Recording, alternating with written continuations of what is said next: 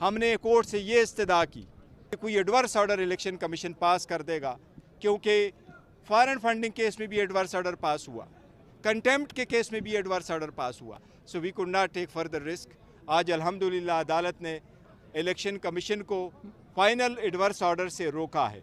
हमने सारे कानून के मुताबिक डॉक्यूमेंट्स फाइल किए, पर हमें खदशा था कि अगर इलेक्शन कमीशन एडवर्स ऑर्डर पास करे तो हमारे बेट पे हमें बहुत ख़तरा पड़ेगा, जो हम अफोर्ड नहीं कर सकते, क्योंकि बेट और पीटीआई पाकिस्तान के 70% अवाम की नुमाइंदगी की निशानी है। इंशाअल्लाह ताला हमारी अदालतों से यही तवक्को रही है, और अदालत ने आज इलेक्शन कमीशन को रिस्ट्रेन किया हुआ है फॉर फाइनल ऑर्डर इंशाअल्लाह। तो हमारे फ्री फेयर ट्रांसपेरेंट इलेक्शन हमने करके इलेक्शन कमीशन से हमने बसद एहतराम इस्तदा की थी कि इलेक्शन शेड्यूल आने वाला है, किसी भी पॉलिटिकल पार्टी का उसका निशान, उसकी एक